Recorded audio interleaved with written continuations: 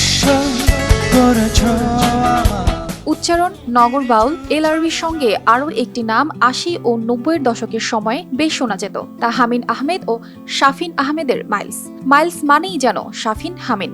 ৭০ দশকের শেষ দিকে মাইলস প্রতিষ্ঠা হয়। এরপর দীর্ঘ ৪০ বছরেরও বেশি সময় ধরে ব্যান্ডটি বিভিন্ন জনপ্রিয় গান উপহার দিয়েছে। হামিন আহমেদ, শাফিন আহমেদ, মানাম আহমেদ যারা ছিলেন এই ব্যান্ডের প্রাণ। এই ব্যান্ডের ৯০% গান শাফিন আহমেদের কণ্ঠে সৃষ্টি হয়েছে, পেয়েছে তুমুল জনপ্রিয়তা। কণ্ঠের পাশাপাশি শাফিন ব্যান্ডটির বেস গিটারও বাজাতেন। তবে আভ্যন্তরীণ দ্বন্দ্বে কয়েক বছর ধরেই ভাঙন ধরে এই ব্যান্ডে, যে কারণে একবার দুইবার নয় ৩বার মাইলস ছেড়ে বের হয়ে যান শাফিন আহমেদ।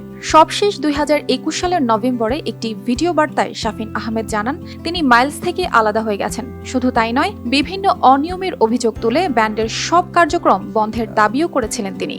তো তখন থেকে বাসায় রেকর্ড আসতে শুরু করে কিছু অ্যালবাম। এর আগে ২০১০ সালের শুরুর দিকেও একবার ব্যক্তিগত কারণ দেখিয়ে ব্যান্ড থেকে সরে দাঁড়িয়েছিলেন শাফিন, যদিও কয়েক মাস পর আবারও দলে ফেরেন। এরপর ২০১৭ সালে অক্টোবরেও তিনি আরও একবার ব্যান্ডটি ছাড়ার কয়েক মাস পর দ্বন্দ্ব ভুলে ফের ব্যান্ডে ফিরেছিলেন। মাইলসের জনপ্রিয় গানগুলোর মধ্যে রয়েছে চাঁদ তারা সূর্য, প্রথম প্রেমের মতো, গুঞ্জন শুনি, সে কোন দরদিয়া, ফিরিয়ে দাও, ধিকি ধিকি, পাহাড়ি মেয়ে, নীলা, কি জাদু, কতকাল খুঁজবো তোমায়, হৃদয়হীনা, স্বপ্নভঙ্গ, জ্বালা জ্বালা, শেষ ঠিকানা, পিয়াসী মন, বলবো না তোমাকে, জাতীয় সঙ্গীতের দ্বিতীয় লাইন ও প্রিয়তমা মেঘ।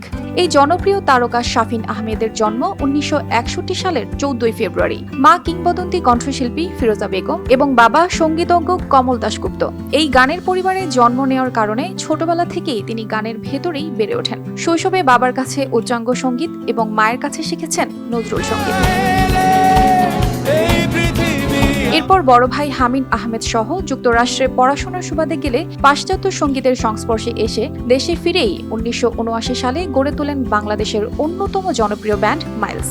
তিনি তার বাবা কমল দাশগুপ্তের কিছু গান নিয়েও একক অ্যালবাম করেছিলেন। মাঝখানে কিছুদিন রাজনীতির সঙ্গেও যুক্ত ছিলেন। একটি রাজনৈতিক দলের ব্যানারে ঢাকা উত্তর সিটি কর্পোরেশনের মেয়র প্রার্থী হয়েও আলোচনার সৃষ্টি করেছিলেন। তবে তিনি আর উপহার দিবেন না তরুণ সমাজকে এইরকম জনপ্রিয় গান। এই কণ্ঠ বাঁধতে পারবে না আর কোনো সুর।